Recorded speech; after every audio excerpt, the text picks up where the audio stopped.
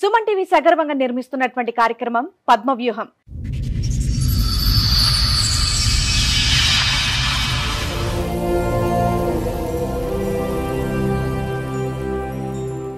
మరి ఈ కార్యక్రమాన్ని సమర్పిస్తున్న వారు 6JVR జమలాపురం వారి రత్నాంజలి. మీ అదృష్టాన్ని మార్చుకోవటం ఇప్పుడు కల కాదు, 6JVR తో సాధ్యం.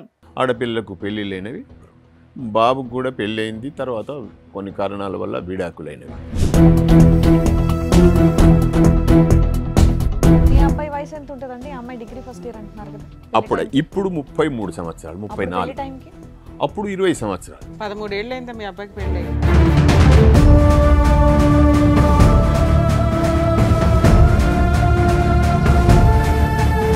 రెండో పెళ్లికి 20 సంవత్సరాలు అయితే మరి ఫస్ట్ మ్యారేజ్ ఎన్ని సంవత్సరాలు అప్పుడు చేశారు? అదే మేడం, 20 సంవత్సరాలు అప్పుడు చేసినాం. అప్పుడు ఫస్ట్ మ్యారేజ్ 20 సంవత్సరాలు, రెండో మ్యారేజ్ ఎన్ని సంవత్సరాలకి? రెండో మ్యారేజీ 4 సంవత్సరాలే.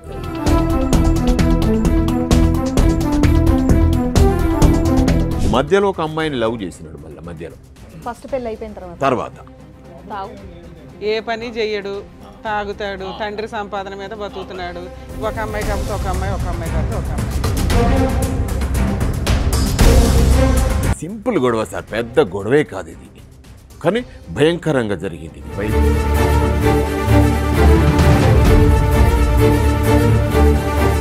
నాకు అందరికి టీ తాగుతాను, నువ్వు పని చేయొద్దన్న కదా, మళ్ళీ ఎందుకు చేస్తున్నావు అని ఎవరన్నారు? నేను మీ కోడల్ని? నా కోడల్ని. మా కొడుకు ఇటు కూర్చున్నాడు, మా మనవడు ఇక్కడ ఉన్నాడు, మా భార్య అక్కడ ఉన్నది.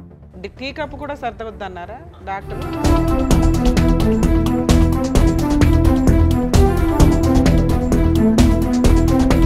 ఆయన అక్కడి నుంచి వచ్చి కొడుకుల సంగతి చూస్తా, వాడు ఏమంటాను నిన్ను, నువ్వు ఒకసారి పోలీస్ స్టేషన్కి పో, పోలీస్ స్టేషన్లో కంప్లైంట్ చేయి, వాళ్ళ రాలకూడదాం, వాళ్ళని ఏం చేయాలనో అది చెప్పిస్తా.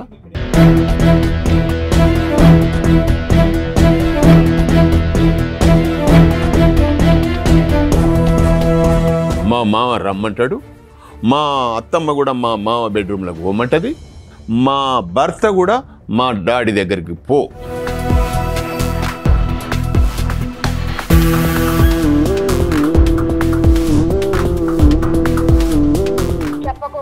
కానీ మా ఆయన, మా అత్త, మా మామది మీద ఎక్కువైనా నా ప్రాణాల మీదకి, నా కొడుకు ప్రాణాల మీదకి వచ్చింది కాబట్టి బయట పెట్టాల్సి వచ్చింది.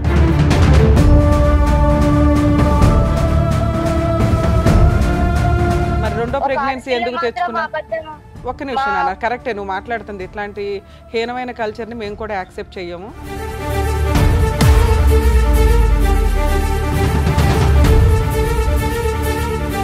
ఆ డెలివరీలు అయిపోయేదాకా ఉండాలి కదా. 7th మంత్ ప్రెగ్నెన్సీ టైంలో ఇంత ఎమోషనల్ గా ఇంత టీవీ ఛానల్స్ లో కూర్చొని వాళ్ళు ఇంట్లో నుంచి నెట్టకపోతే నువ్వు ఆ హెరాస్మెంట్ భరిస్తూనే ఉండేదానివి.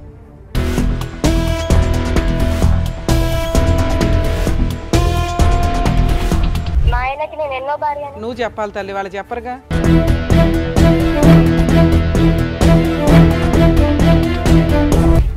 ఏం అడుగుతావు మీరు? ఎలా అడుగుతున్నారు? అమ్మాయిని రమ్మని చెప్పి మీ ఇంటికి, మళ్ళీ మానభంగం చేశాడు మా మామ అని చెప్తాడు. రెడీయా మీరు ఆ కేసు ఫేస్ చేయడానికి?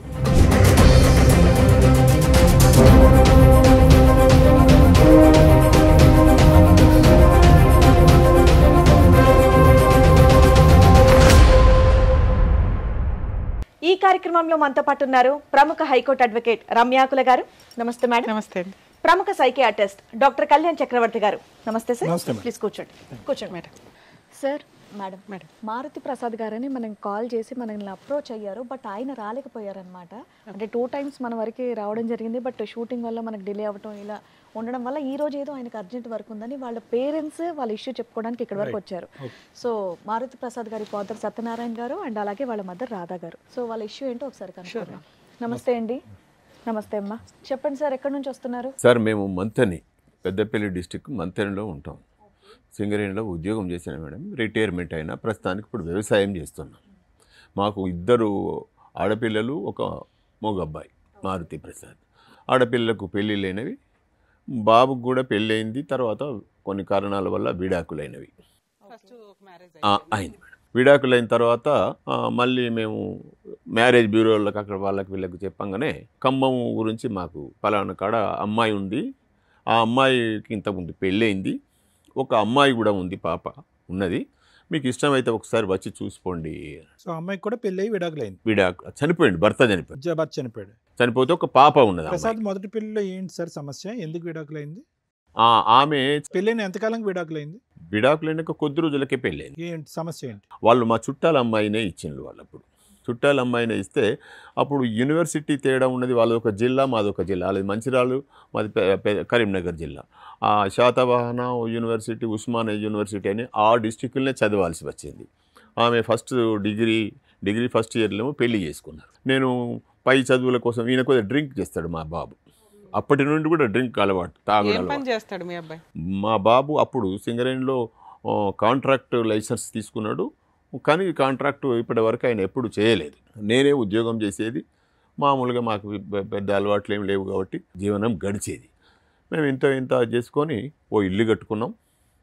తర్వాత ఈ ఖమ్మం అమ్మాయి దగ్గరికి పలానానగా మేము ముగ్గురం పోయినాం, చూసుకున్నాం.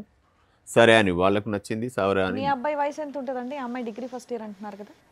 ఇప్పుడు 33 సంవత్సరాలు, 34. టైంకి అప్పుడు 20 సంవత్సరాలు. 13 ఏళ్ళు అయిందా మీ అబ్బాయికి పెళ్ళి? రెండో పెళ్లికి 20 సంవత్సరాలు అయితే మరి ఫస్ట్ మ్యారేజ్ ఎన్ని సంవత్సరాలు అప్పుడు చేశారు? అదే మేడం, 20 సంవత్సరాలు అప్పుడు చేసినాం. అప్పుడు ఫస్ట్ మ్యారేజ్ 20 సంవత్సరాలు. రెండో మ్యారేజ్ ఎన్ని సంవత్సరాలకి? రెండో మ్యారేజీ 4 సంవత్సరాలు. రైట్. మధ్యలో ఒక అమ్మాయిని లవ్ చేసినాడు. మళ్ళీ మధ్యలో ఫస్ట్ పెళ్లి అయిపోయిన తర్వాత మరి ఆ అమ్మాయి ఏమైంది? ఆ అమ్మాయి వాళ్ళ ఫాదర్కి ఉద్యోగం అంటే వాళ్ళ ముగ్గురు ఆడపిల్లలు. వాళ్ళ ముగ్గురు అక్క చెల్లెళ్ళు అయితే ఈయనకు ఉద్యోగం ఇస్తా అని చెప్పి కొంతమంది, లేదు ఇంకో అల్లునికి ఉద్యోగం ఇవ్వాలని ఈ డిస్కస్లో గొడవ అయ్యి లవ్ ఫెయిల్యూర్ అయిపోయిన తర్వాత ఖమ్మం అమ్మాయి దగ్గర. మీరు మొదటి పెళ్లి నుంచి ఇప్పటి వరకు మీ అబ్బాయి తాగుతూనే ఉన్నాడా? తాగుడు మధ్యలో బంద్ చేయలేదు సార్. బంద్ చేయలేదు అంటే తాగుతూనే ఉంటాడు మామూలుగా. ఏ పని చెయ్యడు, తాగుతాడు, తండ్రి సంపాదన మీద బతుకుతాడు. ఒక అమ్మాయి కాకపోతే ఒక అమ్మాయి, ఒక అమ్మాయి కాకపోతే ఒక అమ్మాయి. ఇవి మాత్రం వాస్తవాలు నిజాయితీగా ఒప్పుకుంటున్నారు. కొంచెం నిజంగా మా అబ్బాయి కదా దాచి పెడదాం అనేటువంటి దాచి పెడితే ఇప్పుడు నేను మళ్ళీ మీ దగ్గర చెప్పుకో న్యాయం అడగాలి సార్. మా పరిష్కారం వ్యసనం ఉందనేది పరిష్కారం మిమ్మల్ని అడగాలి. ఏ వయసు నుంచి ఉందండి? 20 సంవత్సరాలకే మొదటి పెళ్లి అన్నారు కదా, అప్పటి నుంచే తాగుతున్నారు? అప్పటి నుండి తాగుతాడు మేడం. అంతకు ముందు నుండి. ఏం చదువుకున్నాడు మీ అబ్బాయి? మా అబ్బాయి 10వ తరగతి పాస్ కావడానికి నానా తప్పలబడి 10వ తరగతి పాస్ చేయించను. ఇది ల్యాబ్ టెక్నీషియన్ ఇంటర్మీడియట్ అది చేస్తే వెళ్ళలేదు.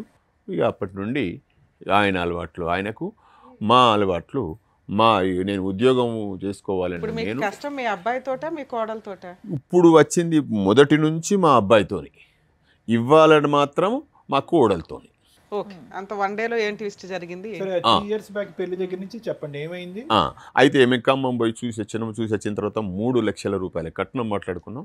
మీరు ఎంత బంగారం పెడతారు అని అంటే మాకేం తక్కువేం లేదు, ఉద్యోగం చేస్తున్నాం, ఎంతో అంత ఉన్నది, పెద్ద ఇల్లు ఉన్నది, కిరాయిలు వస్తే అవి పర్వాలేదు.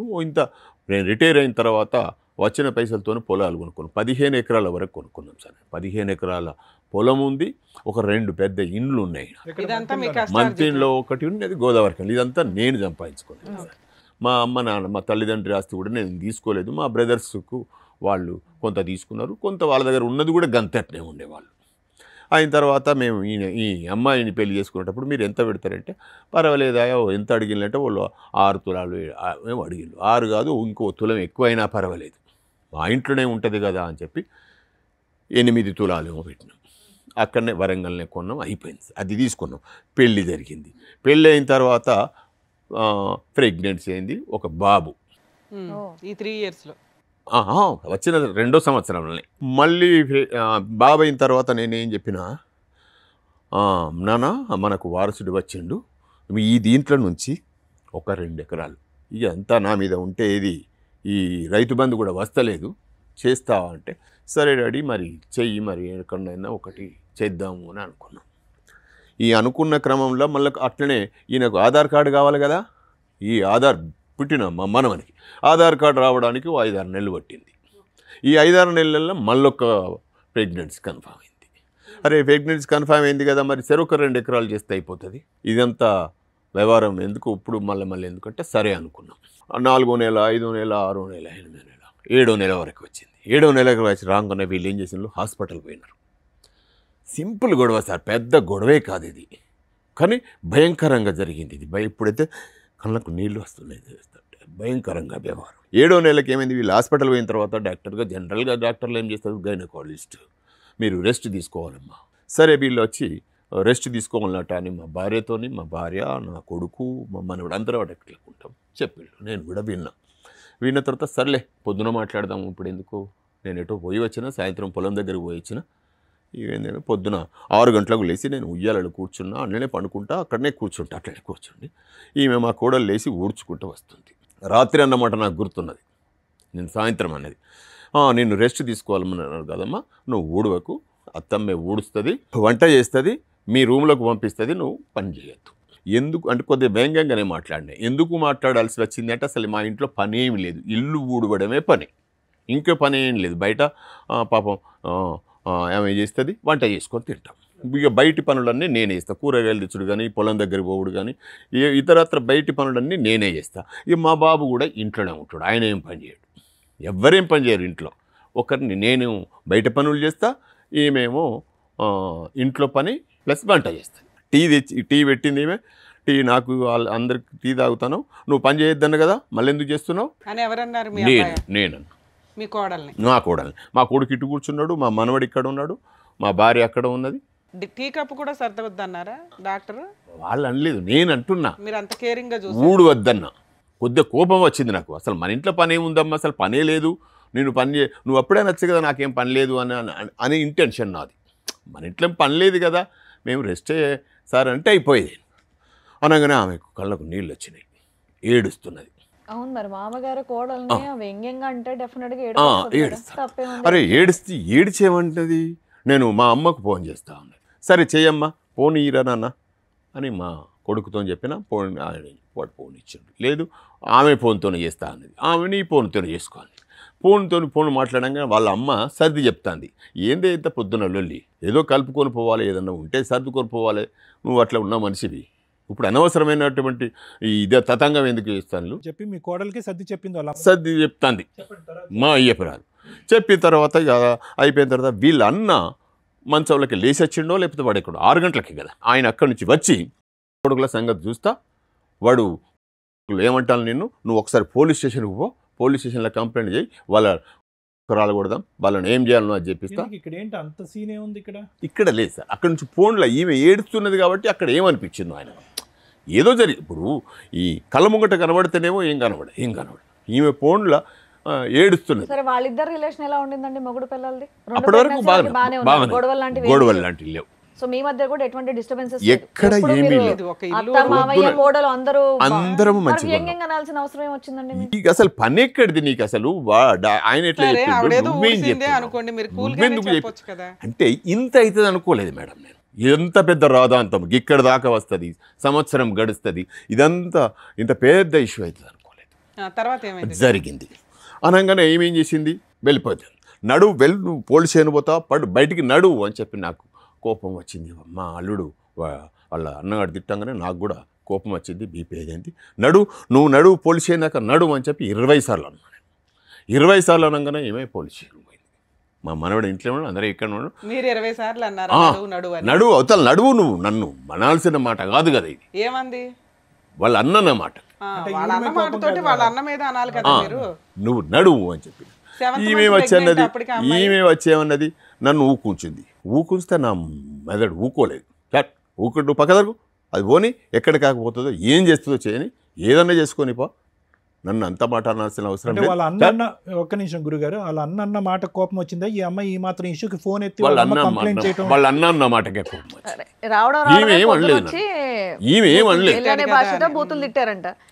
ఈమె ఏమనలేదు నన్ను, ఈమె ఏమీ అనలేదు, మా కొడుకు ఏమనలేదు. నా పాయింట్ అర్థం కాలేదు మీకు. నేను అనేది ఏంటంటే, ఈ అమ్మాయి ఈ మాత్రం అంశానికి ఫోన్ ఎత్తి వాళ్ళకి చెప్పకుండా ఉంటే అయ్యేది కాదు. సుఖంగా సంతోషంగా ఉన్న ఇంట్లో ఏదో మా మామ ఏదో హెరాస్ చేస్తున్నట్టుగా అని చెప్పేటప్పటికి వాళ్ళు చూడనటువంటి సన్నివేశాన్ని వాళ్ళు ఊహించుకుని ఇక్కడ ఏదో రాత్రి రంపాలు పెడుతున్నారని చెప్పి పోలీస్ స్టేషన్ అని మాట ఎత్తాడు. అది కోపం వచ్చి ఒకసారి అన్నారంటే 10 సార్లు ఏం చేస్తారు వీళ్ళు. కొడుకుల సంగతి చూద్దాం, బొగ్గుద్దాం, కొడదాం, నువ్వు నడువు కంప్లైంట్ చేసిరా. అక్కడే అయిపోయిన తర్వాత ఈమె పోయింది పోలీసు.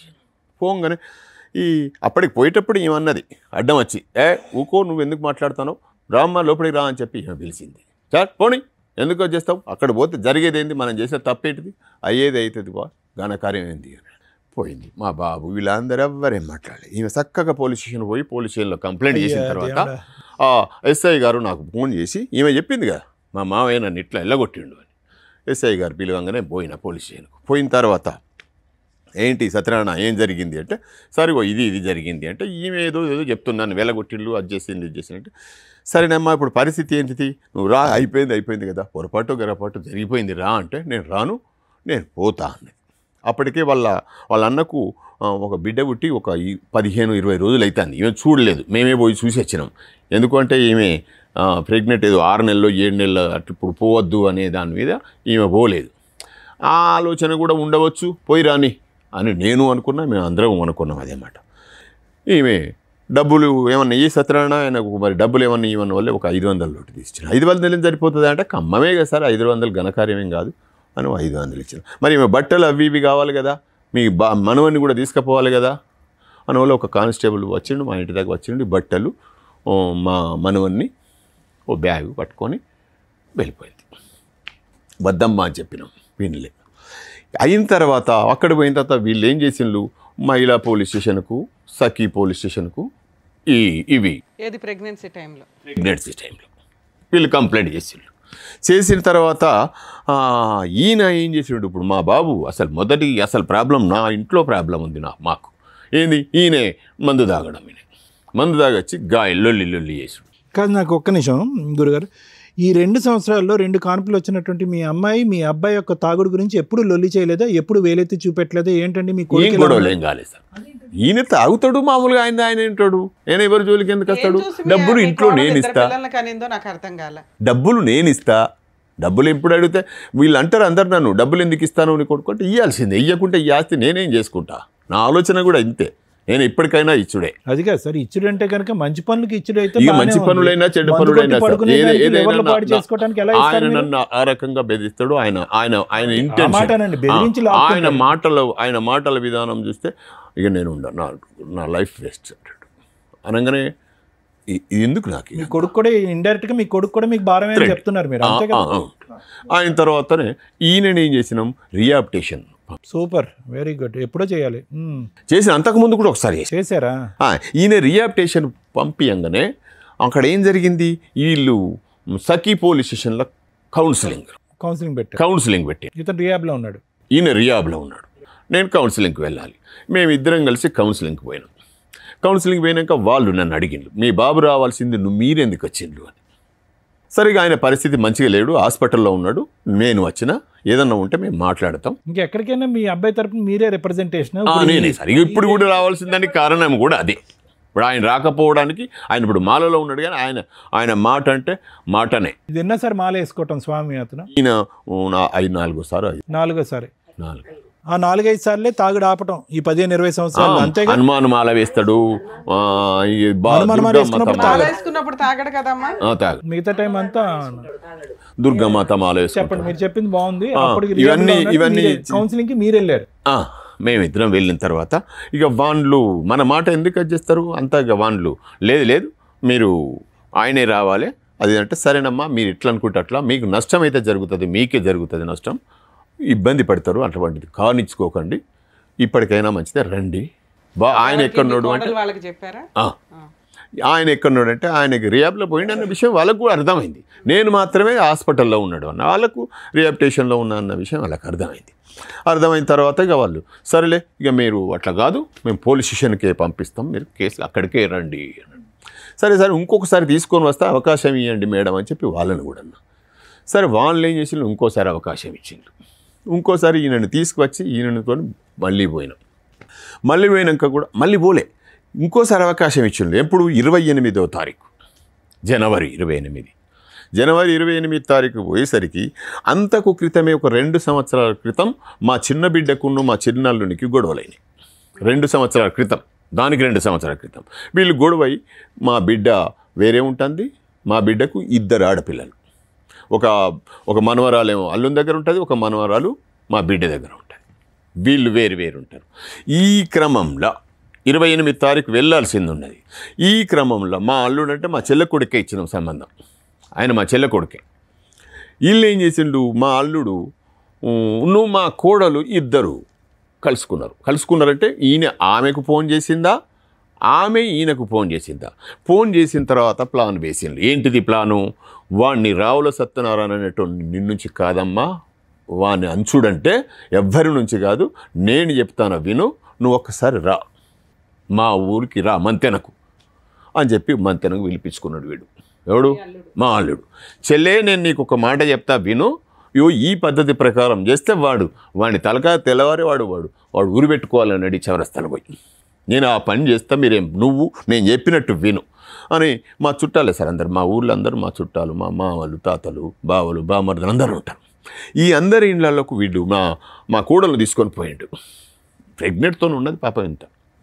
అందరికి దండం పెట్టి మా మావ నన్ను గుంజిండు, మా మావ రమ్మంటాడు, మా అత్తమ్మ కూడా మా మావ బెడ్రూమ్లోకి పోమంటుంది, మా భర్త కూడా మా డాడీ దగ్గరికి పో. మీకు ఒకసారి వీడియో పెట్టిన సార్, చూసిండ్రు అనుకుంటా మీరు. పెట్టినారా మీరు? అయితే ఇవన్నీ చెప్పుకుంటా ఊరందరికీ చెప్పేసింది. ఈ ఊరందరూ ఒక్కడికి జమ అయిండ్లు. ఏది?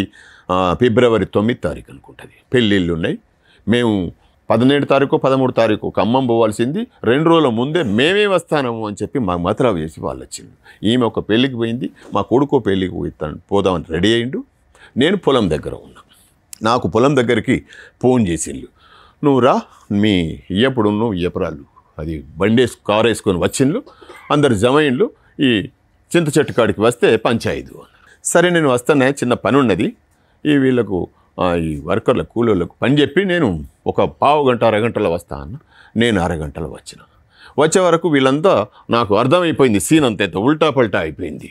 నా మీద ఇంత దుర్మార్గునివా అనే మాటలు గుసగుసలు నాకు వినబడతాయి. అనగానే నేనేం చేయాలి? మీ అమ్మాయి ఎక్కడ ఉంది వాళ్ళ పాపతోటి? వదిలేసి వచ్చిన అమ్మాయి తెలిసి వస్తాయి కనుక బ్రహ్మదేవుడి మీద ఒట్టు, నేను తాగుడు ఆపేస్తానని చెప్పి శపథం చేయాలి. కానీ ఇక్కడికి వచ్చిన తర్వాత మీరు మీ ద్వారా ఏమన్నా మాకు మంచి జరిగితే సంతోషపడతాం సార్. ఇలా మీరు ఇక్కడికి వస్తున్నట్టు తెలుసా అమ్మాయికి? తెలీదు. ఇంతకు ముందు తెలుసు సార్, ఇంతకుముందు ఫోన్ చేసింది అమ్మాయికి కూడా ఫోన్ చేసింది. హలో హలో మౌనిక గారండి మాట్లాడేది? అవునండి. నేను సుమన్ టీవీ పద్మవ్యూహం ప్రోగ్రామ్ నుంచి శ్రీవాణిని మాట్లాడుతున్నాను. చెప్పండి. ఇక్కడ అడ్వకేట్ రమ్య గారు మీతో మాట్లాడతారు, ఒక నిమిషం మాట్లాడండి. మేడం నేను పాపని తీసుకొని హాస్పిటల్లో ఉన్నాను, నేను తర్వాత కాల్ చేస్తాను మేడం. నానా పర్లేదమ్మా, ఒక్క నిమిషం తల్లి. మీ మావయ్య గారు వీళ్ళు వచ్చారు. ఏంటి అసలు ఆయన మీద ఒక ఎలిగేషన్ ఒకటి సీరియస్ గా నడుస్తుంది. ఏం జరిగింది నాన్న? తను చేసిందే నేను చెప్పాను మేడం. మా మామ నన్ను సెక్సువల్ గా చాలా ఇబ్బంది పెడుతున్నాడు. ఎంతంటే అంత ఘోరంగా ఇబ్బంది చేస్తున్నారు. నాన్న ఆ విషయం మీద మీరు కంప్లైంట్ ఇవ్వకుండా ఎందుకు భరించారమ్మా అప్పటిదాకా, లాస్ట్ మినిట్ దాకా? ప్రెగ్నెన్సీలు వచ్చినాయి, ప్రెగ్నెన్సీలు గురించి వస్తున్నప్పుడు మీరు డాక్టర్ దగ్గర ఫస్ట్ మ్యామ్ చెప్పేది అండి, నాకు ఫస్ట్ మ్యారేజ్ అయింది, నాకు ఒక పాప ఉన్నది. ఆ పాప ఫ్యూచర్ గురించి ఆలోచించి నేను ఎంతవరకు కూడా చెప్పకోకుండా ఉన్నా. కానీ మా ఆయన, మా అత్త, మా మామది నెరి ఎక్కువైంది. నా ప్రాణాల మీదకి, నా కొడుకు ప్రాణాల మీదకి వచ్చింది కాబట్టి బయట పెట్టాల్సి వచ్చింది. సరే నాన్న, మీరు పెళ్ళైన దగ్గర నుంచే ఈ హెరాస్మెంట్ ఉందా మీకు? స్టార్టింగ్ నుంచి మా బాబు కడుపులో పడిన తర్వాత నుంచి ఉంది మ్యామ్. మరి రెండో ప్రెగ్నెన్సీ ఎందుకు తెచ్చుకున్నా? ఒక్క నిమిషం నాన్న, కరెక్టే నువ్వు మాట్లాడుతుంది. ఇట్లాంటి హీనమైన కల్చర్ని మేము కూడా యాక్సెప్ట్ చెయ్యము. ఇలా ఒక మామగారు, అత్తగారు, హస్బెండ్ హెరాస్ చేస్తుంటే నువ్వు రెండో ప్రెగ్నెన్సీ ఎందుకు తెచ్చుకున్నావు నాన్న?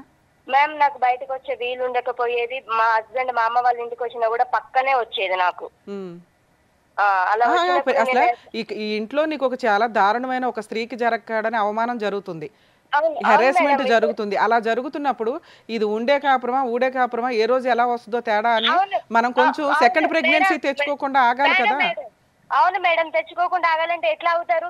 రా పక్క మీదకి రా అని చెప్పేసి గుంజి గొంత దారుణంగా చేసినప్పుడు ఎలా ఉంటారు మేడం? ఇట్లా మాట్లాడద్దు అమ్మాయి, మీరు అన్న పర్లేదులే కానీ ఇలా చేస్తున్నప్పుడు ఎలా ఉంటారు చెప్పండి? బలంగా ఉన్నప్పుడు ఎలా ఉంటారు? ఓకే, భర్త పరిస్థితి ఏంటమ్మా? మీ ఆయన పరిస్థితి? మా ఆయన మార్నింగ్ లేస్తే తాగడమే పని మేడం. అంత తాగుబోతూ ఇంత హెరాస్మెంట్ ఉన్న కేసులో నిన్ను ఆల్రెడీ ఇంకో పిల్లోడు, ఫస్ట్ పిల్లోడు చిన్న పిల్లాడు అంటే సెకండ్ బాబు, నీ బాబు సెకండ్ బాబు, నీకు చిన్న పిల్లోడు ఉండగా అబ్బాయి మంచం మీదకి వచ్చి తాగొచ్చి లాక్కెళ్ళిపోతుంటే నువ్వు హెరాస్మెంట్ కేసులు కానీ ఏమీ వేయలేదా? అంతకుముందు ఫస్ట్ మ్యారేజ్లో నీకు లీగాలిటీ తెలుసు, కేసులు వేస్తే ఏం జరుగుతుందో తెలుసు. ఎందుకు ఇంత హెరాస్మెంట్ ఎందుకు భరించావు నాన్న? ఎందుకు భరించానంటే నేను కాంప్రమైజ్ అయ్యా జీవితంగా మేడం. మరి కాంప్రమైజ్ ఆ డెలివరీలు అయిపోయేదాకా ఉండాలి కదా. 7th మంత్ ప్రెగ్నెన్సీ టైంలో ఇంత ఎమోషనల్ గా ఇంత టీవీ ఛానల్స్ లో కూర్చొని మామ నన్ను ఇంట్లో నుంచి వెళ్ళి నెట్టేశారు. నన్ను ఇంట్లో నుంచి వాళ్ళు ఇంట్లో నుంచి నెట్టకపోతే నువ్వు హెరాస్మెంట్ భరిస్తూనే ఉండేదానివి. వాళ్ళ ఇంట్లో నుంచి నెట్టేసి నిన్ను సేవ్ చేశారు ఒక రకంగా. అయితే లేకపోతే ఏ రోజుకి ఏం జరిగేదో కదా తల్లి. అయితే ఒకటి మేడం, మేడం మీరు మీడియా నుంచి ఇట్లా మాట్లాడడం కాదు, మా ఊరికి వచ్చి మా ఊరు మధ్యలో పంచాయతీ పెట్టి మాట్లాడండి మేడం, ఓకేనా? అమ్మా నిన్నేం అనట్లేదమ్మా. ఇప్పుడు మీ మామగారు ఏమంటున్నారంటే ఇక్కడ మీడియా గురించి మీరు మాట్లాడొద్దమ్మా, ఎందుకంటే మీరు అంతా మీడియాలో కూర్చొని ఆ వీడియోలు మాకు పంపించారు. ఇదేమి సీక్రెట్ ఎపిసోడ్ కాదు మీది. సో కాబట్టి మీ మొహాలు జనాలకు తెలియకుండా ఏమీ లేవు. అలాగే మీ మామగారు కానీ మీ హస్బెండ్ కానీ మీరు కానీ ఇక్కడ మీ తప్పేమీ లేదు. ఎందులో తప్పు ఉంది, ఏం చేయాలి, ప్రాబ్లం సొల్యూషన్ గురించి ఒక ఆలోచన అంతే. ఇక్కడ ఒక ఆడపిల్లకి ఇంత హెరాస్మెంట్ జరిగితే మేము ఊరుకోం తల్లి. అసలు ఇదే మాకు తెలిస్తే నేను ఏం చేయాలో అది చేసేదాన్ని. అవునా కాదా? దానికి మేడం మీడియాలో ఎలా మాట్లాడకండి అనడం కాదు. ఒక నిమిషం మేడం, మా మామ మీద ఎన్ని హెరాస్మెంట్ కేసులు ఉన్నాయి ఒక్కసారి చూస్తారా? మా మామ గురించి చెప్పునా? అందుకే ఇప్పుడు ఆయన చెప్పింది మేము నమ్మలేకే నీకు ఫోన్ చేసాం. నువ్వన్నా నిజం చెప్తావు ఏం జరిగిందని. ఇప్పుడు కొన్ని చెప్పావు, ఇంకేమున్నాయి చెప్పునానా? మేం మా మామ అదే కండక్టర్ ని గాని గుంజితే అది గాని కేసు ఉంది. మొన్న మా ఇంటి పక్కన మాకు గోదావరికండ ఇల్లు ఉంది, ఆ ఇల్లు గురించి కూడా కేసు ఉంది. సరే అవి సివిల్ కేసులు ఆస్తిగదాలు ఎక్కడన్నా ఉంటాయి నాన్న.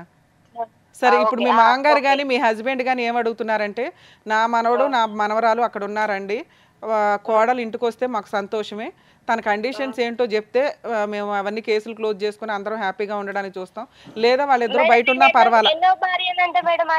ఎవరికమ్మా? మా ఆయనకి నేను ఎన్నో భార్య. నువ్వు చెప్పాలి తల్లి, వాళ్ళు చెప్పరుగా మేడం. నేను మా ఆయనకి మీరు అడగాలిగా మేడం అసలు అమ్మాయి. అరే మీ మామగారు చెప్పడం ఒక మ్యారేజ్ అయ్యింది, ఆ డైవర్సు తర్వాత ఎవరినో లవ్ చేశాడు, తర్వాత నీది లవ్ అయితే మ్యారేజ్ అవ్వలేదు కదమ్మా, మీది సెకండ్ మ్యారేజ్ అని చెప్పారు. మీరు చెప్పండి. లేదు మేడం, అమ్మాయితో కూడా మ్యారేజ్ అయింది, అమ్మాయితో కూడా డైవర్స్ అయింది. ఫస్ట్ అమ్మాయిని పెద్ద మనుషులలో కూర్చోబెట్టారు, నాకు ఆ కాగితాలు చూపేలే. తర్వాతకి అమ్మాయిది ఎంగేజ్మెంట్ వరకు వచ్చిన తర్వాత వాళ్ళు ఈయన తాగుడు ఈయన ఎంగేజ్మెంట్ లో గురించి తెలిసి అది క్యాన్సిల్ అయిపోయింది. అది చెప్పారులే చెప్పారు. తర్వాత మంచి అమ్మాయి కోసం అని ఖమ్మం నుంచి మీ సంబంధం వస్తే ఆ పిల్లలున్నా పర్లేదు, మంచి అమ్మాయి అబ్బాయిని అర్థం చేసుకొని ఉంటది, ప్రాపర్టీస్ ఉన్నాయి కదా, కాస్త కుటుంబం కంటిన్యూ అవుతుందని వాళ్ళు కొంచెం మంచి మనసుతో నీ దాకా వచ్చారండి. 3 అమ్మాయి వరకు ఎందుకు వచ్చింది? ఇద్దరు అమ్మాయిలు కూడా మా మామ హెరాస్మెంట్ ఉంటేనే వెళ్ళారు. మీరు మా ఊర్లో ఎంక్వైరీ చేసుకున్నా పర్లేదు మేడం. వాళ్ళు చెప్తారా నాన్న? వాళ్ళు ఎవరైనా చెప్తారా? ఫస్ట్ అమ్మాయి కానీ సెకండ్ అమ్మాయి కానీ? మేడం నాకు ఎట్లా టచ్ లో ఉంటారు, వాళ్ళ లైఫ్ వాళ్ళు చూసుకున్నారు. మరి నువ్వు అంత పెద్ద ఎలిగేషన్స్ వేసేయకూడదు కదా తల్లి. ఇక్కడ మేము కలపడానికి ఏమన్నా ఆప్షన్ ఉందా అని మేము వెతుకుతున్నాం. మీరు ఆల్రెడీ త్రూ అడ్వకేట్ ద్వారా ఒకసారి అడిగారంట కదమ్మా, ఫుల్ అండ్ ఫైనల్ సెటిల్మెంట్ కలిసి ఉండడానికి నాకు రెడీ అనండి అని. మేడం ఒక్కటి చెప్పనా మేడం? అమ్మా మా ఆయన వచ్చాడా మేడం? ఆయన మాల్లో ఉన్నాడు తల్లి, మాలలో ఉన్నాడు ఆయన. ఓకే మాలలో ఉన్నారు. అసలు నా భార్య నా పిల్లలు అని చెప్పేసి కొంచెమైనా ఉందా ఆయనకి? నాన్న ఇప్పుడు ఆయనే వస్తాడు, ఆయన కౌన్సిలింగ్ ఇస్తాం. నీకు ఒక మాట అడుగుతున్నాను వినండి.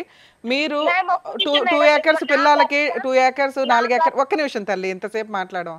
4 acres పిల్లలకి నీకు 2 acres రాస్తే కలిసి కాపురానికి వస్తానన్నావట, అది ఓకేనా? అలా అంటే మరి మాట్లాడతాం ఆయనతోటి. లేదు మేడం, నాకు నమ్మకం లేదు మేడం ఆయన మీద. ఏది మీకు 6 acres రాసి ఇచ్చినా రారా? లేదు మేడం, నాకు నమ్మకం లేదు మేడం. ఎవరి మీద లేదు అని చెప్పేసి నాకు నమ్మకం లేదు మేడం. ఆస్తి కాదు ముఖ్యం మేడం, నా ప్రాణం ముఖ్యం, నా పిల్లల భవిష్యత్తు ముఖ్యం మేడం. సూపర్ నాన్న, ఓకే. వాళ్ళకి అదే కౌన్సిలింగ్ ఇస్తామమ్మా. 6 acres పక్కన పెట్టండి, అవి ఎవరిని అడిగే హక్కు లేదు, అది వాళ్ళ సెల్ఫ్ ఎక్వేడు. కేసులు చూసుకోండి, కోర్టులోనే చూసుకుంటే అప్పుడు ఏం న్యాయం జరుగుతుంది అది. నాన్న నువ్వేమన్నా 6 acres రాసిస్తే వస్తామేమో, మేము మామగారికి కౌన్సిలింగ్ ఇద్దాం అనుకున్నాం, నీకు ఆల్రెడీ ఇష్టం లేదు కాబట్టి ఓకే నాన్న, జాగ్రత్త, పిల్లల్ని జాగ్రత్తగా చూసుకోమ్మా. మేడం ఇంకొకటి మేడం, పిల్లల్ని ఉంచుకొని నా భర్త మొన్న కూడా ఒక అమ్మాయితో తిరుగుతున్నాడు మేడం, ఫోటోస్ కానీ పెడుతున్నాడు. మరి దీని గురించి మీరు చట్టపరంగా నాకు న్యాయం ఏం చేయరా మేడం? నాన్న మీకు ఆల్రెడీ అడ్వకేట్స్ ఉన్నారు, వాళ్ళు సెటిల్మెంట్లు మాట్లాడారు, మళ్ళీ ఇప్పుడు మీరేమో కాదంటున్నారు. సెటిల్మెంట్ ఏదన్నా ఉంటే మాట్లాడతాం, కానీ నీకు ఆల్రెడీ అడ్వకేట్లు ఉన్నారు, వీళ్ళకి అడ్వకేట్లు ఉన్నారు, కలిపి ఉంచడం కోసం ఈ స్టేజ్ విడగొట్టి ఆస్తి పంపకాలు చేయడానికి కాదు కదా తల్లి. మీ అడ్వకేట్ల ద్వారా పోరాటం చేయండి అమ్మా, జాగ్రత్త తల్లి. లేదండి ఇక్కడ క్లియర్గా అర్థమైపోతుంది కదా మేడం మాట్లాడారు కాబట్టి. తప్పుగా అనుకోకండి. ఇప్పుడు ఆ అమ్మాయి పెద్ద అలిగేషన్ ఏంటంటే పెళ్లి చేసుకుంది కొడుకు, కాపురం చేసేది నా తండ్రి అన్నట్టు ఉంది ఆ అమ్మాయిది. ఇంకా అటువంటి అలిగేషన్ చేసిన తర్వాత ఈరోజు మా కోడలు మాకు కావాలి అన్నా కూడా అది చాలా హాస్యాస్పదంగానే ఉంటుంది.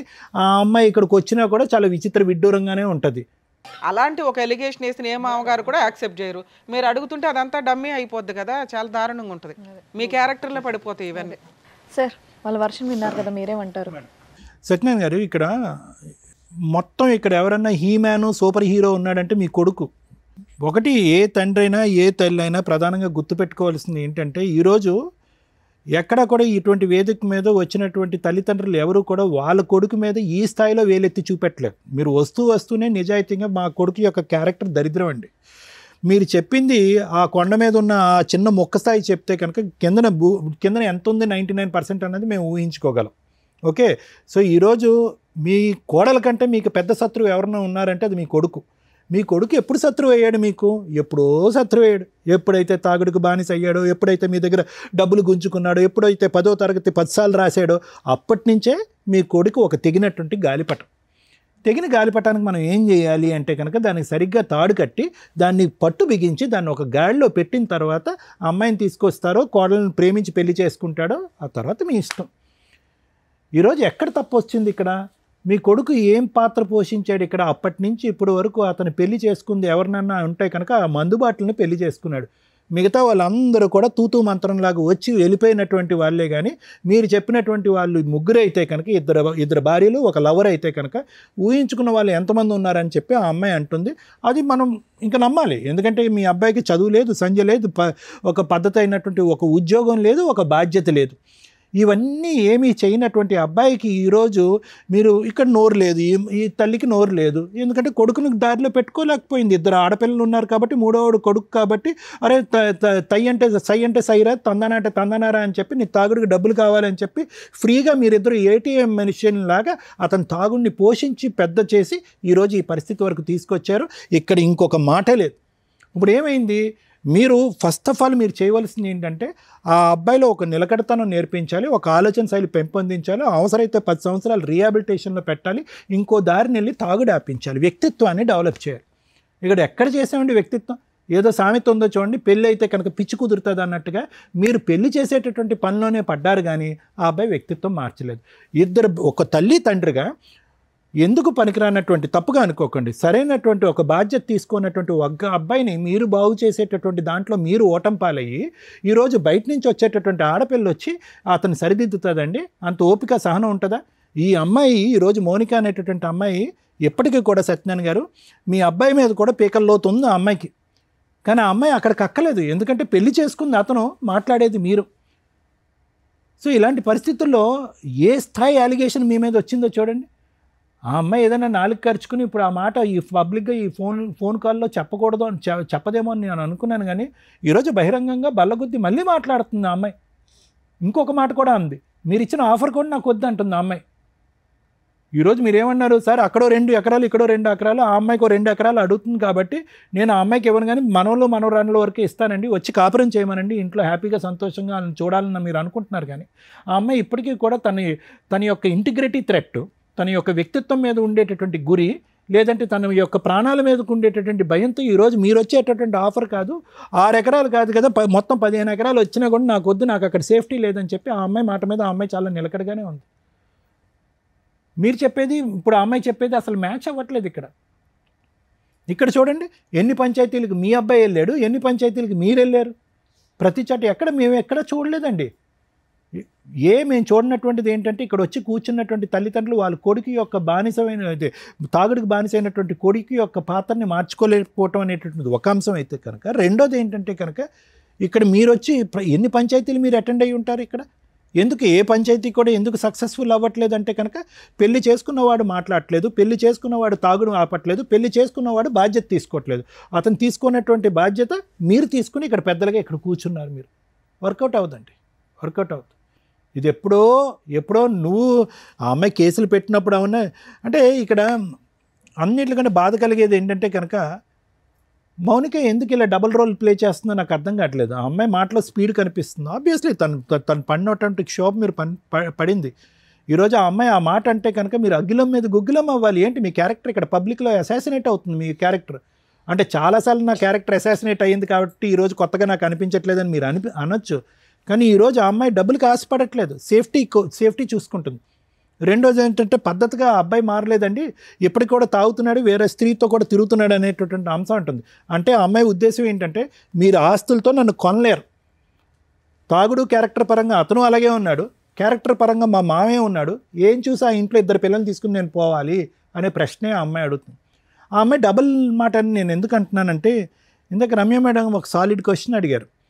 అంటే వ్యంగ్యంగా మీ మావ నీతో మాట్లాడి గెటౌట్ అని మా ఇంట్లో అనకపోతే కనుక మా మావ బలవంతం చేస్తున్నాడు నన్ను, మా అత్తగారి దగ్గరుండి మా ఆయన కూడా దగ్గరుండి ఆ గదిలోకి తోస్తుందనే మాట ఎప్పటికీ భరిస్తూనే ఉంటుంది ఆవిడ.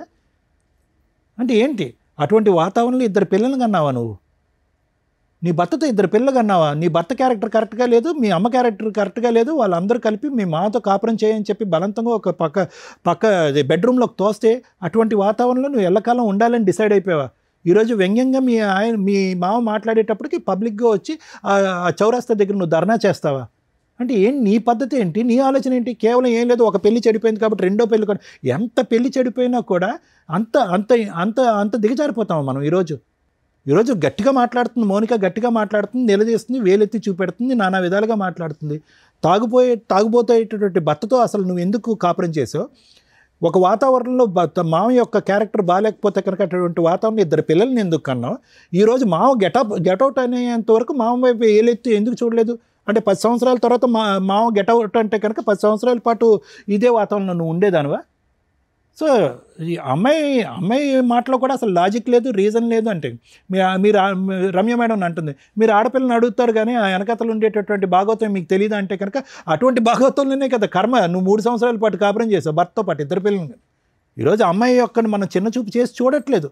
కానీ ఇటువంటి అట్మాస్ఫియర్లో ఈరోజు మళ్ళీ కాంప్రమైజ్ అండి, మళ్ళీ వాళ్ళు కలిసి ఉంటారండి అని చెప్పి అడగటం అనేది హాస్యాస్పదం. ఇక్కడ నెంబర్ 1 మీ అబ్బాయి యొక్క క్యారెక్టర్ బాగాలేదు, నెంబర్ 2 మీ అబ్బాయి యొక్క వ్యసనాలు అసలు బాగాలేదు, నెంబర్ 3 మీ వైపు 1 ఏళ్ళు కాదు 10 ఏళ్ళు మీ వైపు చూపెడుతున్నప్పుడు అటువంటి వాతావరణంలో ఎందుకు వచ్చే అమ్మాయి ఉంటుంది? It's not workable sir. ఈరోజు మీ యొక్క జీవిత కర్తవ్యం ఏంటి అంటే కనుక ఈరోజు మా అబ్బాయికి పెళ్లి చేయటం, ఇంకో అమ్మాయిని తీసుకురావటం, ఆ అమ్మాయితో ఇంకో 2 పిల్లలకి అంటం కాదు. తక్షణ కర్తవ్యం, జీవిత కర్తవ్యం ఏదన్నా ఉంది అంటే కనుక మీ తల్లిదండ్రులుగా మీ ఇద్దరికి మీ అబ్బాయి కౌన్సిలింగ్ ఇవ్వండి, లేదంటే సరైనటువంటి రిహాబిలిటేషన్ సెంటర్లో పెట్టండి, డి అడిక్షన్ థెరపీ ఇవ్వండి, ట్రీట్మెంట్ ఇవ్వండి. ఆ అబ్బాయిని ఒక మనిషిగా చేయండి, ఒక వ్యక్తిగా మార్చండి. ఈరోజు ఏ దమ్ము ధైర్యంతో ఆ అబ్బాయి ఈరోజు మా భార్య తన బిడ్డను తీసుకుని ఇక్కడికి వస్తే కనుక నేను బతుకుంటాను, లేదంటే తాగి చచ్చిపోతానని. ఇప్పుడు ఆ అబ్బాయి తాగి ప్రత్యేకంగా ఏం చచ్చిపోలేదు, ఈ పాటికే ఆ అబ్బాయి లివర్ కిడ్నీ అన్నీ పాడైపోయి ఉంటాయి.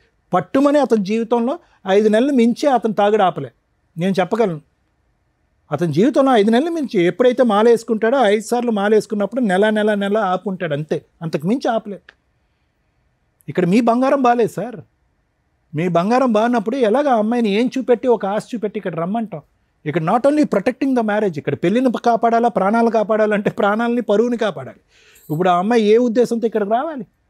ఆ పెద్ద ఆవిడ ఏడుస్తుంది, కానీ ఏ ఉద్దేశంతో మనం ఈరోజు తీసుకొచ్చి ఇక్కడ పెడతాం? ఏం గ్యారంటీ ఉంది? ఎవరిస్తారు గ్యారంటీ? ఇస్తాడా మీ అబ్బాయి తాగుడు జీవితకాలంలో ఆపుతాడని? అలాంటి గ్యారంటీలు ఎన్నో ఇచ్చుంటాడు అబ్బాయి. ఇస్తాడా మీ అబ్బాయి గ్యారంటీ ఈవిడతో తప్ప వేరే ఆడదాని వైపు నేను చూడండి అని చెప్పి? మీ వ్యక్తిత్వం గురించి నేను మాట్లాడలేదు, కానీ మీ అమ్మాయి అంత మీ కోళ్ళు అంత ఇదిగా మీ వైపు వేలెత్తి చూపెడుతూ ఉంటే కనుక ఏం అడుగుతాం? మీరు ఎలా అడుగుతున్నారు? అమ్మాయిని రమ్మని చెప్పి మీ ఇంటికి మళ్ళీ మానభంగం చేశాడు మా మామ అని చెప్తాడు. రెడీయా మీరు ఆ కేసు ఫేస్ చేయడానికి?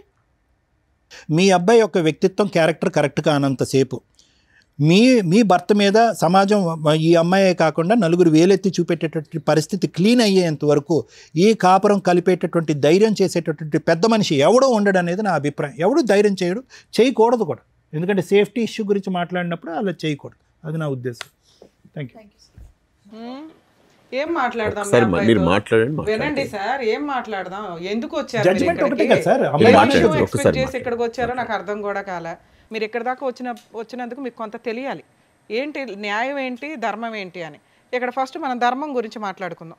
ఎందుకంటే నేను ఎప్పుడు మోరల్ వాల్యూస్కి ఎక్కువ ఇంపార్టెన్స్ ఇచ్చే మాట్లాడతా.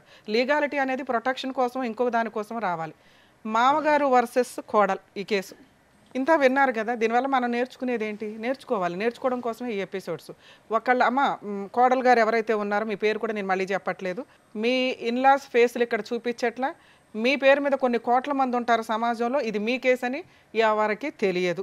సో కాబట్టి మీరు ఫ్రీ, మీ అత్తామామలు కూడా ఫ్రీనే. ఇక్కడ ఎవరు మిమ్మల్ని హైలైట్ చేసి ఫేసులు చూపించట్లేదు కాబట్టి రిలాక్స్ ఉండండి. కోడళ్ళు ఈ మధ్య కేసులు వేసేటప్పుడు దారుణాతి దారుణంగా దిగజారి ఎలిగేషన్స్ని పెట్టడం వల్ల కోర్టులు నిజంగా సఫర్ అవుతున్న అమ్మాయిలకి న్యాయం జరగట్ల.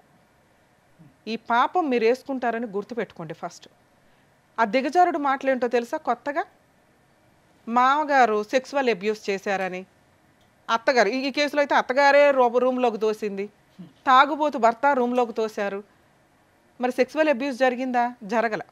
నేను మాట్లాడిన 3 minutes ఫోన్ కాల్స్లో మీకు 90% క్రాస్ ఎగ్జామినేషన్ అయిపోయినట్టే లెక్క. ఆ అమ్మాయి ధైర్యం లేదా? ఇంత నరకం భరించడానికి అంత అవకాశం ఉందా? ఎందుకు ఉందో చెప్తాను. అవన్నీ దారుణం అండి. ఎప్పుడైనా ఒక మహిళ సెక్సువల్ అబ్యూస్ జరగదా మేడం అంటే జరుగుతాయి. వరస్ట్ ఆఫ్ వరస్ట్ మామగారులు ఎక్కడో ఉంటారు. మామగారు సెక్సువల్ అబ్యూజు, మా ఆయన మా అత్తగారితో పడుకుంటాడు వెళ్ళి, ఇవన్నీ చండాలమైన మాటలమ్మా. మళ్ళీ మీ అదే క్రాస్ ఎగ్జామినేషన్లో అడిగితే అత్తగారి దగ్గర పడుకోవడం అంటే నా రూమ్లో పడుకోడండి, అత్తగారు హాల్లో పడుకుంటే వెళ్ళి ఆవిడ పక్కన పడుకుంటాడు. తల్లికి ఎప్పుడు కొడుకు చిన్నపిల్లోడే, వాడికి 70 ఏళ్ళు వచ్చినా కూడా. అలాగే మామగారుల విషయానికి వస్తే ఆయనకి 2 కూతుర్లు ఉన్నారు. ఆల్రెడీ ఒక కూతురు కాపురం నాశనమే, ఆ పిల్ల కూడా ఇంట్లోనే ఉంటుంది. ఒక ఆడబడుచు ఇంట్లో ఉండి, మనవరాలు ఇంట్లో ఉండి దరిద్రాతి దరిద్రంగా ఒక ఎలిగేషన్ వేస్తున్నప్పుడు మనస్సాక్షి ఒకటి ఉంటుంది కదమ్మా. ఫస్ట్ హస్బెండ్ చనిపోయి రెండో హస్బెండ్ తాగుబోతూ వచ్చిన 1-2 monthsకే నీకు సీన్ అర్థమవుతుంది.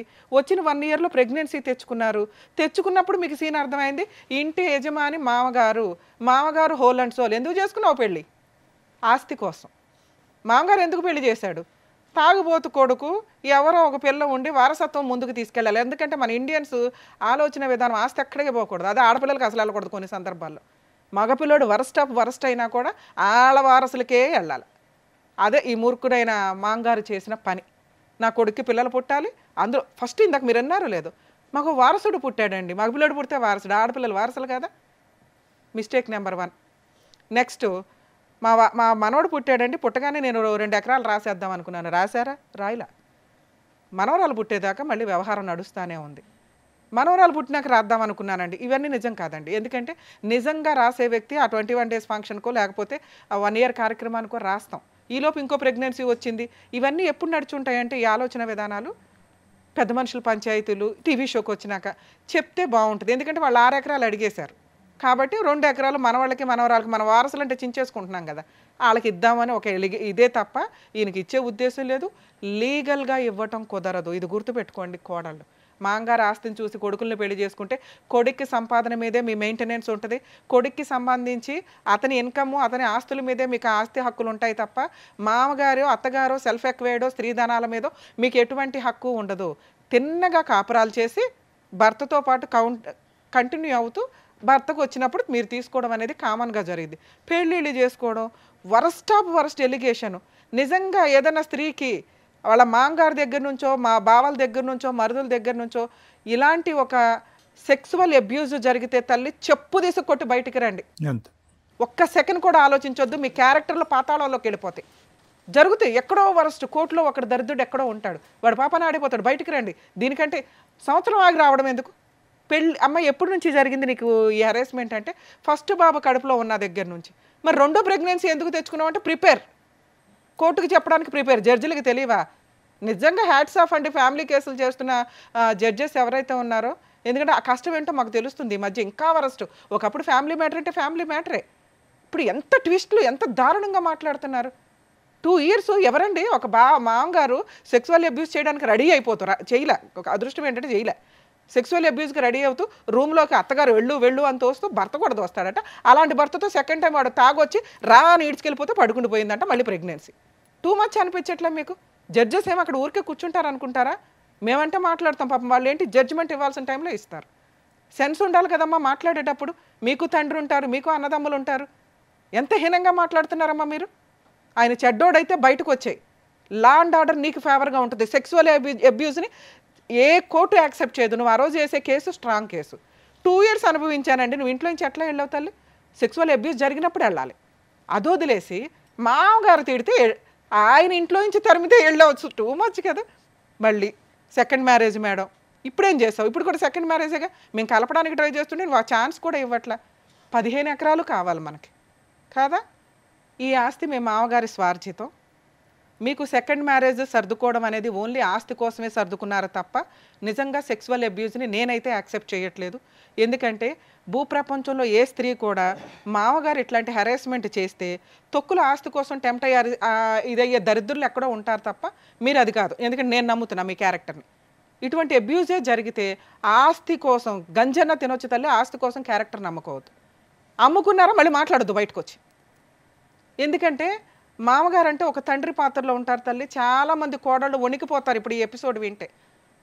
మామ నవ్వుతూ దగ్గరికి వచ్చినా వాళ్ళకి భయం వేస్తుంది, అమ్మ అని తలని విన్నా భయం వేస్తుంది. ఎందుకంటే ఆ స్పర్శ యొక్క మీనింగ్ ప్రతి స్త్రీకి తెలుసు, ఏ మగాడు ఏ దృష్టితో చేయేస్తాడు అని. ఆ బేసిక్ సెన్స్ లేకుండా బతకట్లేదుగా. ఆస్తుల కోసం బతికారంటే ఆ పాపాలు మూటగట్టుకోవాల్సిన పరిస్థితి. ఇప్పుడు 3 పిల్లల్ని దగ్గర పెట్టుకొని న్యాయ పోరాటం, 498 డీవీసీ మెయింటెనెన్స్, ఆస్తిలో పార్టీషన్. అలాగే తల్లి సుప్రీంకోర్టు దాకా వెళ్ళొచ్చు ఈ కేసులో. నువ్వు హ్యాపీగా నీ భర్త ఏ పని చేయడు, పనికి మాల తాగిపోతూ ఆయన దగ్గర నుంచి నీకు మెయింటెనెన్స్ కూడా అంతంత మాత్రమే. మరి అత్తమామలు ఇవ్వాలి కదండి అంటే ఎక్కడైనా రీజనబుల్గా ఏదైనా కోర్టు పిల్లల హ్యూమనిటికల్ గ్రౌండ్ మీద ఈయనేదో తెలియక ఇప్పుడు 2 ఎకరాలు 4 ఎకరాలు ఇస్తానన్నాడు కానీ ఆ మాట అనకపోతే ఖచ్చితంగా మెయింటెనెన్స్ కూడా రాదు. అత్తమామల దగ్గర నుంచి వసూలు చేసే రైట్స్ నీకు లేవు. ఇలాంటి ఒక ఎలిగేషన్ వేసిన తర్వాత వాళ్ళే హ్యూమనిటికల్ గ్రౌండ్లో ఇచ్చేవాళ్ళు మీకు. మీరు ఇంత బూతు నెక్స్ట్ పెద్ద మనుషుల పంచాయతీలో ఆయన పరువు తీసేశారు. అర్థమవుతుందా? ఎందుకంటే ఆయన నిజంగా మీకు సెక్సువల్ అబ్యూజ్ చేసి ఉన్న ఈరోజు రమ్య గారు వాయిస్ రేస్ చేయలేకపోతున్నారు. మీరు 2 ఇయర్స్ దాన్ని కంటిన్యూ అవ్వడం వల్ల. మీ మామగారు ఇంట్లో నుంచి బయటికి వెళ్తే మేడం నేను వెళ్ళలేనండి, నేను కేసులు వేయలేనండి, నాకు ఎవరు సపోర్ట్ లేరండి, సెకండ్ మ్యారేజ్ కాబట్టి నిలబెట్టుకున్నానండి అన్న నువ్వు 10 ఛానల్స్ని కూర్చోపెట్టావు, నిరాహార దీక్ష చేసావు. ఈ రోజున 10 కేసులు వేసి కంటిన్యూ అవుతున్నావు. కేసులు వేయడానికి అన్నీ బాగానే ఉంటాయి తల్లి. ఒక 5 ఇయర్స్ ఫైట్ చేయండి. మీకు జరగాల్సిన న్యాయం కోర్టు ద్వారా 100% నడుస్తుంది. రిమైనింగ్ నీ గురించి మంచిగా మాట్లాడితే మీకు అవసరం సెకండ్ మ్యారేజ్ చేసుకున్నారు. ఫస్ట్ కూతురు ఎవరైతే ఫస్ట్ హస్బెండ్ నుంచి అతను చనిపోవడం వల్ల పుట్టిన పాప ఏదైతే ఉందో అమ్మమ్మ తాతయ్యల దగ్గర పెరుగుతున్న సమయంలో ఖచ్చితంగా వీళ్ళు ఒక కండిషన్ పెట్టారు, మా ఇంటికి తీసుకురాము, మాతో పాటు ఉండడం జరగదు అని. అది ఏ స్త్రీ కన్నా పేగుబంధం లాగేస్తూ ఉంటుంది తల్లి. నీకు అటు ఎక్కువ ఇంట్రెస్ట్ ఉంటుంది కామన్గా. గబా గబా ఇక్కడ ఒక 2 పిల్లల కంటే ఇక్కడ నుంచి కొంత ఆస్తి వస్తుంది. ఎప్పుడైనా 10 ఏళ్ళ కన్నా నువ్వు ఈ పంచాయతీ పెట్టేదానివి, ఇప్పుడే కాదు. ఎందుకంటే మీ ఆయన పనికి మనలోడు ఏ తాగుతానే పడి ఉంటాడు ఎక్కడైనా కానీ. నెక్స్ట్ ఆయన పెళ్ళిళ్ళ గురించి అక్రమ సంబంధాల గురించి తెలియక ఆస్తి కోసం మీరు చేసిన ఈ పని ఏదైతే ఉందో మీ క్యారెక్టరే తగ్గిపోయేలాగా ఉంది. మీరు కరెక్టే కాదు అసలు. మీ కోడలు ఆ విషయాన్ని సప్రెస్ చేసింది కాబట్టి ఈ తప్పు జరగలేదు అని మేము నమ్ముతున్నాం. ఎందుకంటే 2 ఇయర్స్ సెక్సువల్ అబ్యూస్ జరుగుతుంటే ఏ స్త్రీ కూడా ఆస్తి కోసం కక్కుర్తుపడి మీ కోడలు లాంటి నిజాయితీ పిల్ల అయితే అసలు ఆగదు. ఆ అమ్మాయి నిజాయితీ పిల్లే, ఆ అమ్మాయికి సెక్సువల్ అబ్యూస్ జరగలే. బయటకు వచ్చినప్పుడు చెప్పాల్సిన ఎలిగేషన్స్ ఉంటాయి, ఎక్కేసిన వాళ్ళు ఎవరో ఉంటారు, ఎక్కేశారు. అర్థమవుతుందా? ఎందుకంటే ఆ అమ్మాయికి తినడానికి ఉన్నా లేకపోయినా ఒక మామగారి దగ్గరకు వచ్చి ఇలాంటి ఒక పని చేస్తే పని చేయడానికి ట్రై చేసినా కూడా యాక్సెప్ట్ చేయరు. ఇలాంటి ఈయన ఇక్కడికి వచ్చి ఆ మాట మాట్లాడకూడదు, నాకు కోడలు కావాలండి అని. ఇలాంటి అమ్మాయి ముఖం కూడా చూడకూడదు. ఈయన క్యారెక్టర్ ఇక్కడ ఎందుకు తగ్గిపోయిందో తెలుసా? ఈయన తప్పు చేశాడని కాదు. అలాంటి అమ్మాయిని మేడం నాకు కోడలు కావాలండి మా అబ్బాయి కోసం అన్నారు చూసారా, అక్కడ పడిపోయింది. ఒక మామగారు తండ్రి పాత్రలో ఉన్న వ్యక్తి క్యారెక్టర్ని రోడ్డు మీద టీవీ ఛానల్స్లో పంచాయతీ పెట్టి ఈరోజు మాట్లాడుతుంటే కూడా ఆ అమ్మాయి అంత ఎమోషనల్లో మాట్లాడుతున్నప్పుడు మీ పనికిమాలిన అబ్బాయి యొక్క సంసారం కోసం మీరు అమ్మాయి వస్తే చాలండి అంటే దారుణాతి దారుణం. మీరు ఆ పని చేయడానికి ఇంకా కంటిన్యూ అవ్వడమో ఇంట్రెస్ట్ చూపించడమో మీరు ఆ పని చేశారు అనేది కన్ఫర్మ్ అయిపోతుంది సార్. దయచేసి ఎక్కడా కూడా మళ్ళీ వీళ్ళిద్దరిని కలపడానికి మీరు ట్రై చేయకండి. మీ క్యారెక్టర్ మీకు ఇంపార్టెంట్ అయితే మీకు తెలియక మీరు మాట్లాడుతున్నారు. కేసులు క్లోజ్ అయిపోతాయి, కోర్టుల చుట్టూ తిరగాల్సిన పని ఉండదు. మా అబ్బాయికి ఎవరో పిల్లలు ఉంటారు, 2 పిల్లలు అక్కడ బతుకుతున్నారు. ఆ పిల్లలు ఎక్కడ బతకాలనేది ఆవిడ డిసైడ్ చేసింది, మీరు కాదు. అర్థమవుతుంది? మీరు చిన్న విషయం అంటున్నారు కానీ అదంతా ప్లానింగ్తో జరిగిన విషయం. నిజంగా సెక్సువల్ అబ్యూజ్ ఉంటే ఆల్రెడీ ఒక కూతురు ఇంట్లో ఉంటుంది, ఒక కొడుకు పనికిమాలినోళ్ళు తయారయ్యాడు, మీ పనిష్మెంట్ మీరు పడుతున్నట్టే లెక్క. అందుకే ధర్మం మాట్లాడతాం. లా అండ్ ఆర్డర్ అనేది మన ఇండియన్ కాన్స్టిట్యూషన్స్లో వీటన్నిటిని కలుపుకొనే లీగాలిటీ సిస్టమ్ని క్రియేట్ చేయడం జరిగింది. అంత ఎవిడెన్స్ కావాలి లా ప్రకారం అని. కానీ మోరల్ వాల్యూస్ కొన్ని ఉంటాయిగా, అవి ఎవిడెన్స్ మీద జడ్జిమెంట్ మీద ఖచ్చితంగా ఎఫెక్ట్ పడతాయి. ఇక్కడ అదే జరిగింది. మీకు మీ అబ్బాయిని కాపాడుకోవడం ఎట్లా అని ట్రై చేయండి. మీరు విన్నారు కదండి, 20 ఇయర్స్ అప్పుడు స్టార్ట్ అయిందట అబ్బాయి గారి తాగుబోతుతనం. మాల వేసుకున్నప్పుడు లేకపోతే ఏదైనా ఏ మాలలు అయితే అన్ని రకాల మాలలు వేస్తారు మళ్ళీ ఆ మాలలు వేసినప్పుడు తాగడం, మిగతా టైం అంతా ఆన్లోనే ఉంటాడు. రీహాబిటేషన్ సెంటర్స్కి మారాలి అనుకునే వాళ్ళకి రీహాబిటేషన్ సెంటర్లు కానీ మార్చటం కోసం కాదు. ఎందుకంటే మార్చటం అనే బలవంతపు పని కొన్ని రోజులే చేయగలరు, 6 నెలల, సంవత్సరమా, 2 సంవత్సరాల. మీకు మారాలని లేనప్పుడు బయటకు వచ్చి మళ్ళీ పెడితే వాళ్ళని ఎందుకు పరుగు తీయడం? మారాలి అనుకునే వాళ్ళకే అవన్నీ. మీరు బలవంతంగా చేసే పని కొంతకాలం తాకుండా ఉంచడానికి పనికొస్తుంది. మారండి, మాల వేసుకున్నారు, ఏం నేర్చుకుంటున్నారు? అన్ని రకాల మాలలు వేస్తున్నారు, వాటిల్లో ఎన్ని రకాల ధర్మమైన పద్ధతులు ఉంటాయి. అది వేసుకుని భక్తితో వేసుకుంటున్నారా, కొంతకాలం తాగుడు మానేయడానికి వేసుకుంటున్నారా? కొంచెం బేసిక్ ఆలోచించండి. 21 days 41 days ఒక పని కంటిన్యూస్గా చేసామంటే ఆ మంచి అలవాటు అవుతుందట. 10 సార్లు వేసుకున్నారు, 10 ఏళ్ల నుంచి వేసుకుంటున్నారు, 5 ఏళ్ల నుంచి. అమ్మ ఇట్లాంటి కొడుకుని మీరేమి వెనకేసుకొని రావసర్లా. అలాగే మీ ఆయన ఆ అబ్బాయి పరువు అంతా తీయవసర్లే, ఎందుకంటే మీ పెంపక లోపం ఇది. 20 ఏళ్ల కుర్రోడి తాగుడు మానిపించలేని తల్లిదండ్రులు ఆస్తి మీద కాన్సన్ట్రేషను, సొసైటీలో పరువు మీద కాన్సన్ట్రేషను, ఆ అబ్బాయికి ఏదో పెళ్లి చేసేయాలని కాన్సన్ట్రేషన్. లీగల్ ప్రొసీడింగ్స్ సార్ మీరు నేర్చుకోవాల్సింది, తెలుసుకోవాల్సింది. సత్యనారాయణ గారు, లీగల్గా మీరు ఫైటింగ్ చేయండి, మీకు ఎక్కడా కూడా చిల్లిగవ్వపోదు. మీరు 4 ఎకరాలు పిల్లలకి ఇస్తామనేది కరెక్ట్ కాదు. ఎందుకంటే మీకు నచ్చి ఇవ్వడం వేరు, ఈ రోజున బలవంతంగా తీసుకోవడం వేరు. కోర్టుని డిసైడ్ చేయనివ్వండి, అప్పీల్కి వెళ్ళండి. డైవర్స్ కేసు కంటిన్యూ అవుతుంది. మీ అబ్బాయి నాకు పిల్లలు లేకపోతే మేము బతకలేము, నాకు పిల్లలు కావాలి అంటే మీకోసం పిల్లల్ని మీకు ఇవ్వడం కుదరదు. అత్తమామల కోసం, నానమ్మ తాతయ్యల కోసం పిల్లల కస్టడీ ఇవ్వరు.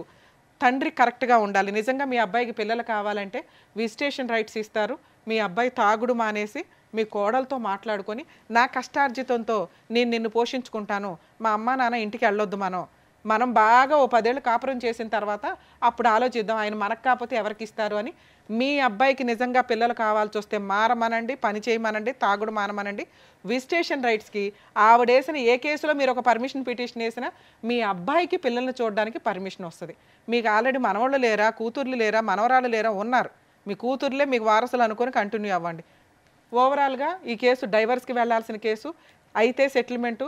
ఇందులో మీరు గట్టిగా ఇస్తే ఎకరం ఏదైనా ఇచ్చుకొని మాట్లాడుకోవాలి తప్ప 6 ఎకరాలకి 4 ఎకరాలకి అసలు వెళ్ళకండి సార్. ఇది ఇలాంటి సెటిల్మెంట్లు చేస్తే ప్రతి ఒక్కరికి ఇదే అలవాటు అవుతుంది. కోర్టు ఏం డెసిషన్ తీసుకుంటుందో తీసుకొనివ్వండి. ఎందుకంటే మీ కోడలు వేస్తున్నాయన్నీ ఎలిగేషన్సే, మీ మీద అబాండాలు వేసింది కానీ అవి నిజాలు కాదు. కోర్టులో ప్రూవ్ చేయడం జరగదు. అర్థమవుతుందా? ఒకవేళ అలాంటి ఎవిడెన్స్లు ఏమైనా ఉంటే మీకు తగ్గ పనిష్మెంట్ మీకు పడుతుంది. తప్పు చేసినోడు ఎవరన్నా పనిష్మెంట్ పడాల్సిందే, అత్యాసకు పోయిన వాళ్ళు ఎవరన్నా పనిష్మెంట్లు పడాల్సిందే. మీరు మీ అడ్వకేట్లు చెప్పినట్టు మీరు ప్రాపర్గా ఫైట్ చేసుకుంటూ వెళ్ళండి. కోర్టులో ఏ న్యాయం జరిగిద్దో మీకు అదే న్యాయం ఫైనల్. ఈ స్టేజ్ మీద అయితే మేము ఈ పాయింట్స్ మీద మాట్లాడడం, మీ తప్పులు మీకు తెలియజేసాం. మీరు ఇంకెక్కడా కూడా 5 ఎకరాలు ఇస్తాం 3 ఎకరాలు ఇస్తామని అనొద్దు సార్.